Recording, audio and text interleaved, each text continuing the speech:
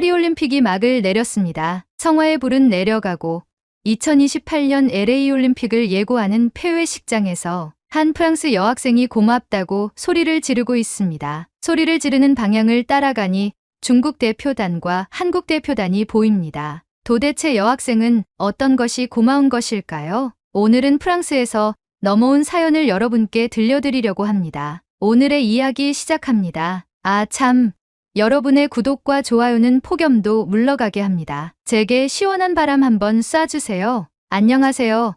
저는 파리에서 대학교를 다니고 있는 앙띠 패티입니다. 저는 학교에 제출할 논문의 주제를 고민하고 있었습니다. 정치외교학을 전공하는 만큼 어떤 주제가 현재의 국제 정세를 반영하여 논문으로 펼칠 수 있을지 고민이 깊어지던 와중 곧 다가올 파리올림픽에 맞춰 스포츠와 국제 정치 외교의 상관관계를 탐구하면 어떨까 하는 생각이 들었죠. 수업 시간에 강의실에서 자신들의 논문 주제에 관해서 교수님께 발표를 하였고 제 차례가 되었어요. 저는 올림픽이 단순한 스포츠 축제 이상의 의미를 가지며 국제관계와 정치적인 이슈들에 어떻게 영향을 미치는지에 대해 한번 다뤄보기로 결심했다고 말하며 스포츠와 정치 외교의 상관관계를 깊이 있게 논문화해보겠다고 교수님께 발표를 했습니다. 다른 친구들과 다르게 스포츠라는 주제를 선정한 저에게 교수님은 말씀하셨어요. 앙띠, 이 부분은 엄청 폭이 넓어. 표면적인 탐구보단 심도 깊게 접근해야 할 거야. 할 수 있겠니?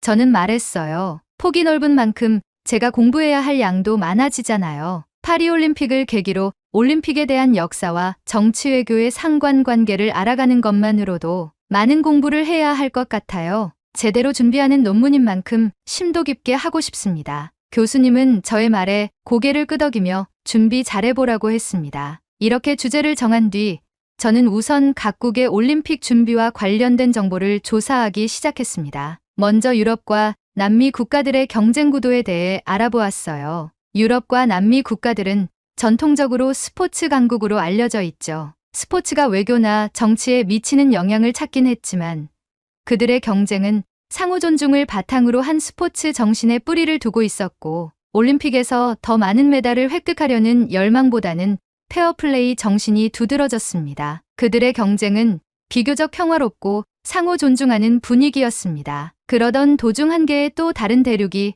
제 눈을 사로잡았습니다. 다른 대륙들과는 다른 행보를 보이는 동북아시아의 국가들의 눈이 갔죠. 메달의 개수로 자국의 위상을 높이려는 듯한 행보들을 접하면서 자연스레 동북아시아로 눈을 돌리게 되었죠. 특히 중국, 일본, 그리고 한국 간의 경쟁이 더욱 흥미롭게 느껴졌습니다. 이들 세 나라 간의 관계는 스포츠뿐만 아니라 역사적, 정치적 배경 속에서도 매우 복잡하기에 긴장감이 느껴졌어요. 특히 중국과 일본이 서로를 견제하면서도 동시에 한국을 향해 비아냥대거나 공격하는 모습을 발견하게 되었죠. 중국은 코로나 이후 실추된 자국의 명예를 이번 파리올림픽에서 금메달 개수로 증명하겠다고 하며 스포츠 강국인 미국을 이겨 1위로 도약하여 대중국의 굳건함을 보여준다고 하였고 일본은 도쿄올림픽에서의 선전을 능가하는 대활약으로 금메달을 쓸어오겠다는 포부를 보였죠. 그런데 웃긴 점은 중국은 한국과 일본을 적수로 생각하지 않는다고 자신감을 드러냈고 일본은 한국의 국력이 쇠했다고 말했어요. 두 국가가 공통으로 한국을 언급하며 견제하는 모습을 보니 한국이 왜 이렇게 주목받고 있는지 그리고 그들이 왜 이런 공격의 대상이 되는지 궁금해지기 시작했어요. 한국은 상대적으로 작은 나라임에도 불구하고 세계적으로 큰 문화적 영향력을 미치고 있잖아요. 그래서 저는 자연스럽게 한국을 중심으로 동북아시아의 국제 정세와 정치적 접근을 탐구하는 방향으로 논문을 준비하기로 했습니다. 또한 파리올림픽이 시작되면 직접 현장을 돌아다니며 더 많은 정보를 수집하고 그 경험을 바탕으로 논문을 완성시키겠다는 계획을 수립했죠. 파리올림픽이 다가오면서 저는 개최 전부터 다양한 잡음들이 들리기 시작하는 것을 목격했어요. 세계 각국이 모여 스포츠를 통해 외교적 화합을 이루는 올림픽의 이상적인 모습과는 달리 현실은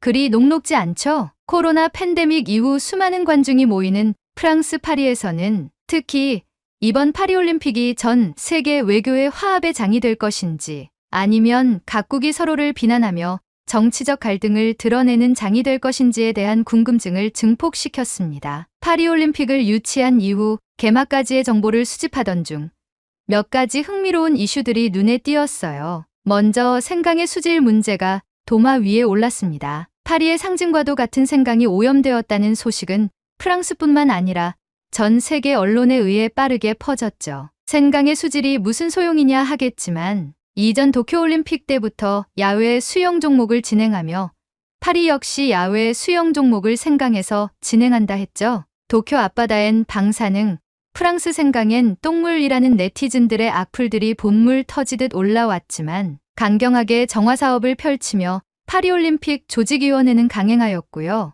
또한 선수촌의 냉방 문제가 불거지면서 더위 속에서 선수들이 겪을 불편함에 대한 우려도 커졌어요. 마지막으로 저탄소 정책에 따른 식단 문제까지 논란이 되었어요. 스포츠에서 제일 중요한 요소는 선수들인데 무더위 속에서 먹을 새로운 저탄소 메뉴가 과연 선수들의 기대를 충족시킬 수 있을지에 대해 많은 의문이 제기되었었죠. 그런데 그거 아세요?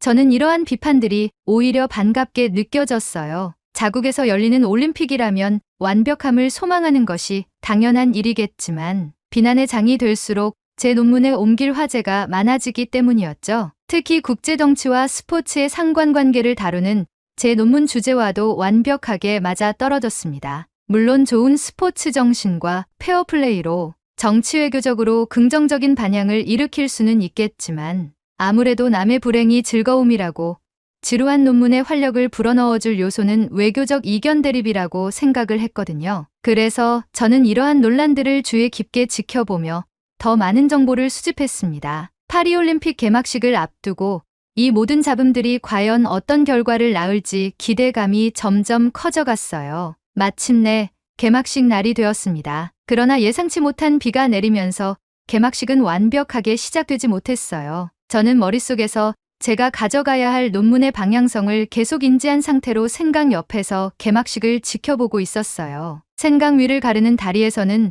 수많은 공연이 진행이 되었고 유람선을 타고 각국의 선수단이 생강을 따라 입장하고 있었습니다. 그런데 그때 대박 사건 하나가 터졌습니다. 가뜩이나 논문으로 인해 동북아시아의 국가를 예의주시하던 제 귓가에 한국 선수단이 등장할 때 프랑스어로 한국을 북한이라고 소개하는 실수를 들은 거예요. 제가 아는 북한은 핵을 보유한 공산주의 이념국가로 한국과 뿌리는 같지만 엄연히 다른 국가라는 사실을 잘 알고 있었기에 이 실수를 목격한 순간 저는 속으로 소재 하나 나왔다라고 생각했어요. 이 사건은 올림픽이 단순히 스포츠 축제가 아니라 국제 외교의 복잡한 장이라는 것을 다시 한번 느끼게 해주었습니다. 한국과 북한의 국호 구분조차 명확히 하지 못한 채 실수를 저지른 상황에서 이 올림픽이 과연 어떤 정치적 파장을 일으킬지 더욱 궁금해졌습니다. 저는 이 사건을 계기로 한국이 어떻게 대처할지에 대한 관심이 더욱 커졌고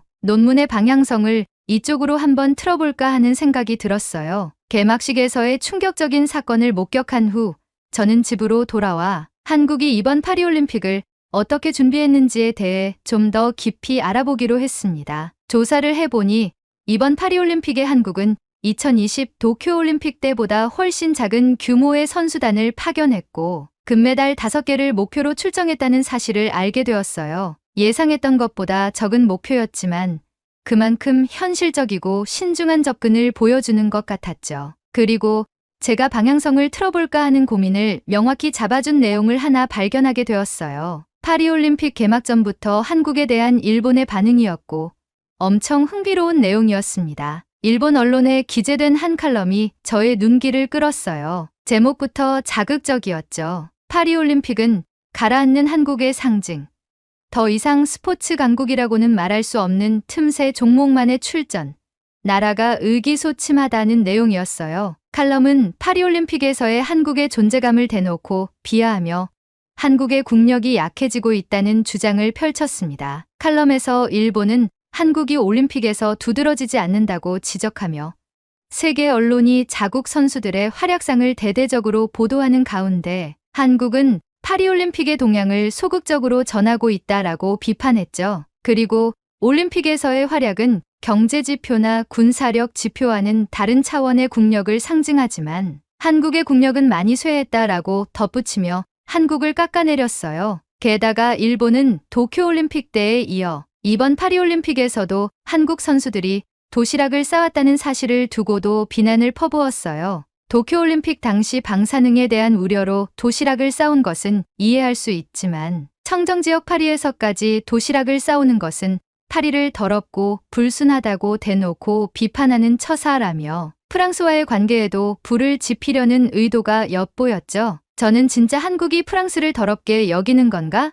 라는 생각이 들긴 했지만 칼럼의 내용을 더 깊이 읽어보았죠. 일본은 칼럼을 통해 한국에게 파리올림픽은 가라앉는 한국의 상징이라고 언급하며 한국 선수단 규모가 도쿄올림픽의 232명에서 이번 파리올림픽에서는 143명으로 현저히 줄어든 점을 강조했습니다. 이 수치를 비교하며 작아진 한국이라고 비꼬았죠. 그리고 한국이 도쿄올림픽 때 방사능 문제를 지적하던 것과 달리 프랑스에 가서는 조용히 있다는 점을 지적하며 때려잡아야 할 야만국 일본에서 존경해야 할 문화대국 프랑스로 무대가 옮겨져 조용한 것인가 라고 말하기도 했어요. 이 모든 것을 읽으면서 저는 정말 흥미로웠습니다. 국가는 스포츠를 통해서도 자신들의 자존심과 외교적 입지를 드러내고 서로를 도발하는 구도를 형성할 수 있다는 것을 다시금 느꼈어요. 일본의 이 발언들은 한국을 도발하고 선제 공격을 감행한 느낌이 강했죠. 그동안 제가 분석한 대로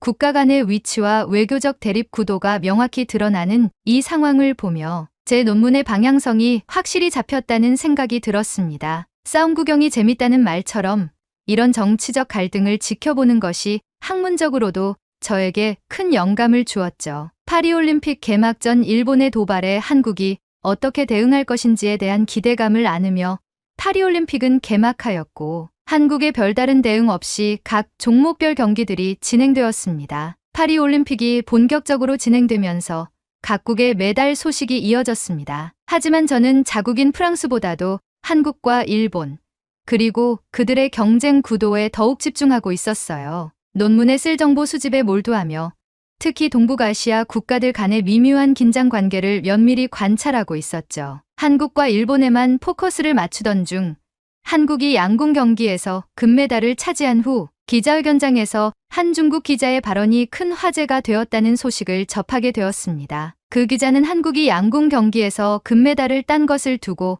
운이라고 평가절하 했어요. 그는 한국의 금메달은 운에 불과하다. 10m 공기소총 경기에서도 0.1mm 차이로 운을 가져갔고 이번 양궁 경기에서도 4.9mm 차이로 운을 챙겨갔다고 발언했습니다. 이 발언은 많은 사람들의 이목을 끌었고 즉각적으로 논란을 일으켰죠. 특히 스포츠 외신들과 선수들은 이 발언에 강하게 반발했어요. 외신과 선수들은 운도 실력의 일부이고 스포츠에서 발생하는 수많은 변수를 인정하지 않는다면 그 행위 자체가 비난의 대상이 된다고 반박하며 중국 기자의 발언에 강하게 태클을 걸었습니다. 중국 기자의 발언은 단순한 스포츠 결과에 대한 논평을 넘어 한국에 대한 또 하나의 공격으로 느껴졌습니다. 일본이 한국을 비난했던 것에 이어 이제 중국까지도 한국을 겨냥하는 모습을 보며 저는 다시 한번 한국이 이들 국가들 사이에서 얼마나 중요한 위치에 있는지 실감하게 되었어요. 특히 동북아시아에서 한국이 문화적, 정치적으로 큰 영향력을 끼치고 있다는 사실이 다시 한번 확인된 순간이었죠. 한국의 문화와 스포츠가 많은 주목을 받고 있는 현 시점에서 한국보다 뛰어나고 우월하다고 자부하는 국가들이 하나같이 한국을 겨냥함으로써 한국을 둘러싼 동북아시아의 경쟁 구도는 단순한 스포츠 이상의 의미를 지니고 있었고 올림픽이 국가 간의 정치적 갈등을 더욱 선명하게 드러내는 무대가 될 수 있다는 것을 느꼈습니다. 그리고 개막식 때 있었던 한국의 국호를 잘못 부른 사건에 대해 추가 조사를 했을 때 그 사건이 이미 양국 대통령 간의 화해로 마무리되었다는 사실도 알게 되었습니다. 정치적으로 민감한 실수였지만 결국에는 외교적으로 해결된 사례였어요. 이 역시 국제적인 행사에서 정치와 외교가 얼마나 중요한 역할을 하는지를 보여주는 또 하나의 사례였습니다. 저는 그 순간 다시 한번 제 논문의 방향이 잘 잡혔다는 확신이 들었고 이 논문이 성공할 가능성이 높아졌다는 생각에 내심 기뻤습니다. 그리고 다시 기자회견장에서 정말 인상 깊었던 것은 한국의 대처 방식이었습니다. 중국 기자의 발언이 분명히 자극적이고 도발적인 내용이었지만 한국은 이에 대해 감정적으로 대응하지 않았어요. 대신 한국은 상대를 존중하며 차분하게 자신의 입장을 밝히고 자국에 대한 자부심과 애국심을 명확하게 드러냈죠. 프랑스인인 제가 봐도 화가 날 만한 내용이었지만 한국인들의 반응은 참으로 놀라웠습니다. 오히려 그들 안에는 자신감이 넘쳐 흘렀어요. 이 자신감이 과연 어디에서 나오는 것일까? 이건 단순히 스포츠에서의 반응이 아니었어요. 저는 그 순간 이 자신감이 지금의 한국을 만들어낸 원동력이라는 생각이 들었습니다. IT 산업에서의 놀라운 발전, 전 세계를 사로잡은 한국 문화, 그리고 한국이 이룩한 다양한 경제적 성공은 이 자신감에서 비롯된 것이 아닐까 생각하게 되었어요. 한국이 선진국으로 발돋움할 수 있었던 성공 요인은 바로 이 자신감과 차분함에서 비롯된 것이라는 결론에 도달했습니다. 한국은 파리올림픽에서 그 자신감을 다시 한번 보여주었어요. 특히 시상식에서의 장면이 제 머릿속에 강하게 남아 있습니다. 한국은 전 세계적으로 유명한 삼성의 갤럭시 스마트폰을 모든 선수들에게 무료로 제공하며 시상식에서 선수들이 메달 세레머니를 기념할 수 있도록 셀프 촬영을 돕는 역할을 했습니다. 이것은 단순한 홍보 전략 이상의 의미를 지니고 있었어요. 삼성의 자신감, 그리고 그들의 기술력과 마케팅이 빛을 발하는 순간이었죠. 특히 이번 올림픽에서는 시상식 때 휴대폰 반입이 허용된 점이 매우 인상적이었어요. 이전의 올림픽에서는 시상식에서 휴대폰 반입이 금지되었었지만 삼성이 저번 올림픽부터 이 조항을 깨부수며 변화의 흐름을 만들어냈다고 하더군요. 불가능을 가능하게 만드는 바로 이 한국의 자신감이 그들을 더 높은 곳으로 이끌고 있지 않나 하는 생각이 들었습니다. 이 모든 상황을 보면서 저는 한국의 대응과 그들이 보여주는 자신감을 제 논문에 기록해 두었습니다. 한국이 왜 선진국으로서 성공할 수 있었는지, 그들의 내면에 숨겨진 강력한 자신감이 어떤 역할을 했는지를 다시 한번 깊이 생각하게 되었어요. 이런 부분이 제 논문에서 중요한 핵심 포인트가 될 것이라고 확신하게 되었습니다. 처음에 논문을 준비할 때 저는 스포츠 축제에서 동북아시아 3강인 중국, 일본, 한국의 기싸움을 주제로 삼았습니다. 그러나 시간이 지나면서 특히 한국이 이러한 기싸움에서 왜 주목받고 있는지에 대해 더 깊이 탐구할 필요성을 느끼게 되었어요. 이와 같은 변화 속에서 저는 한국의 동향을 중심으로 논문 방향을 조금 수정하게 되었죠. 그러던 중 SNS에서 코리아하우스에 대한 이야기를 접하게 되었어요. 파리올림픽 기간 동안 한국 문화를 홍보하기 위해 마련된 이 특별한 장소가 얼마나 많은 사람들의 관심을 끌고 있는지 궁금해졌습니다. 그래서 저는 직접 코리아하우스를 방문해 보기로 했어요. 코리아하우스에 도착했을 때 그곳은 정말 놀라웠습니다. 한국 문화를 그대로 파리에 옮겨놓은 듯한 느낌이었어요. 전통과 현대가 어우러진 공간에서 한국의 모든 것이 집대성되어 있었습니다. 건물 외관부터 내부 인테리어까지 모든 것이 한국적이었고 한국의 문화와 기술, 그리고 예술이 한 곳에 모여 있었습니다. 그런데 더욱 인상적이었던 점은 다른 나라의 홍보관과 비교했을 때 유독 코리아하우스만 사람들이 북적거리고 있다는 사실이었어요. 이 현상은 단순한 우연이 아니었습니다. 코리아하우스는 한국의 K-팝, 드라마, 영화 등 문화 콘텐츠가 전 세계적으로 인기를 끌면서 한국의 문화적 위상이 얼마나 높아졌는지를 보여주는 상징적인 공간이었습니다. 외국인들이 코리아하우스를 찾는 이유는 단순한 호기심을 넘어서 한국 문화를 직접 경험하고 그들의 삶에 스며든 한국적인 요소들을 더욱 가까이서 느끼고 싶어 한다는 점이었죠. 저는 코리아하우스 안에서 외국인들을 대상으로 인터뷰를 진행해 봤습니다. 그들은 하나같이 코리아하우스에 대해 찬사를 아끼지 않았어요. 특히 한 외국인은 코리아하우스가 처음 오픈한 날부터 지금까지 거의 매일 방문하고 있다고 말했습니다. 이유를 물었더니 그는 여기서 문화를 즐길 수 있고 한국 선수들을 인종 구분 없이 응원할 수 있으며 배고플 때 맛있는 한국 음식을 먹을 수 있기 때문이라고 대답했어요. 이렇게 완벽한 장소를 두고 다른 곳을 갈 이유가 전혀 없다고 덧붙였죠. 그의 말을 듣고 주위를 둘러보니 정말 많은 사람들이 한국 문화를 경험하며 즐거운 시간을 보내고 있었어요. 한국의 문화적 영향력이 얼마나 커졌는지, 그리고 그 영향력이 단순히 소비에 그치지 않고 사람들의 마음속에 깊이 자리 잡고 있다는 것을 직접 느낄 수 있었습니다. 이 순간 저는 한국이 얼마나 철저히 준비하고 자신감 있게 이 올림픽에 임했는지를 깨달았습니다. 단순히 메달을 따는 것이 아니라 올림픽을 계기로 한국의 문화를 전 세계에 알리고 국제사회에서의 입지를 다지는데 성공한 한국의 모습은 정말 인상적이었어요. 그리고 이런 자신감이야말로 한국이 국제적으로 성공할 수 있었던 비결이라는 생각이 들었습니다. 제 논문은 이제 한국의 문화적, 정치적 힘을 중심으로 한 성공 사례로 더욱 명확한 방향성을 갖추게 되었습니다. 한국에 대한 긍정적인 면이 계속해서 두드러지는 가운데 일본과 중국의 네티즌들과 언론이 분개하는 모습을 보면서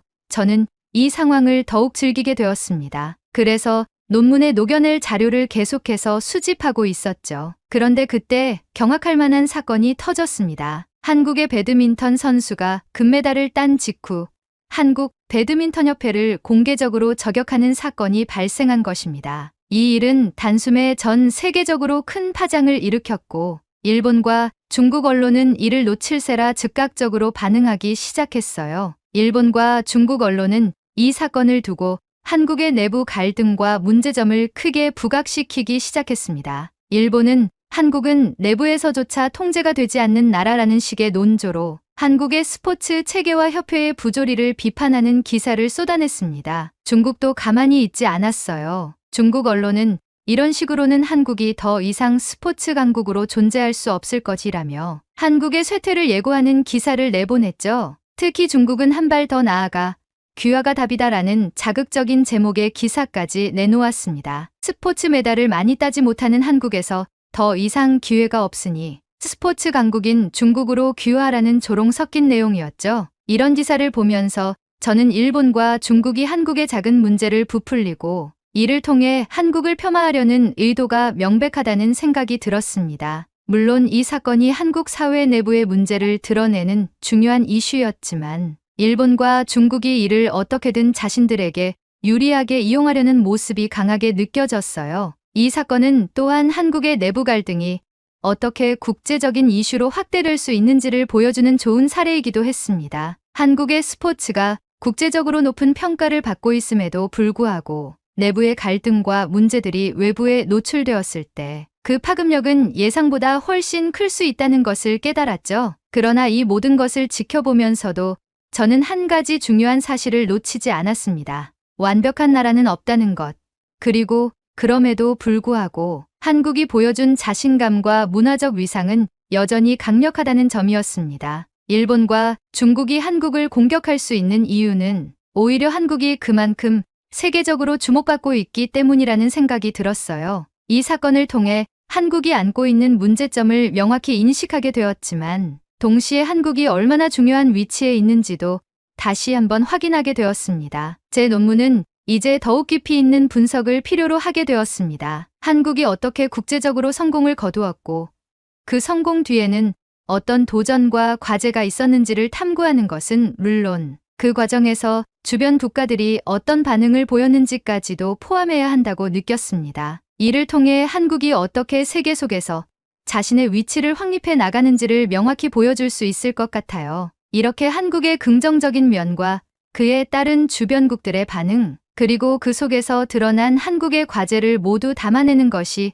제 논문의 마지막 목표가 될 것입니다. 저는 이 모든 자료들을 통해 스포츠 축제의 정치 외교적 방향성에 대한 명과 암을 나눌 것이고 그 예로 한국의 사례를 인용하여 논문을 펼칠 예정입니다. 제 논문의 방향성을 잡아준 한국에게 감사합니다. 저에겐 이번 파리올림픽의 주인공은 한국입니다. 대단한 한국, 응원하겠습니다. 오늘의 이야기는 여기까지입니다. 오늘의 사연이 마음에 드셨다면 구독, 좋아요 부탁드리겠습니다. 파리올림픽에서의 한국 대표팀 모두 수고 많으셨습니다. 2028 LA올림픽에서 태극전사, 태극낭자들의 금메달을 향한 레이스를 응원하겠습니다. 시청해주셔서 감사합니다.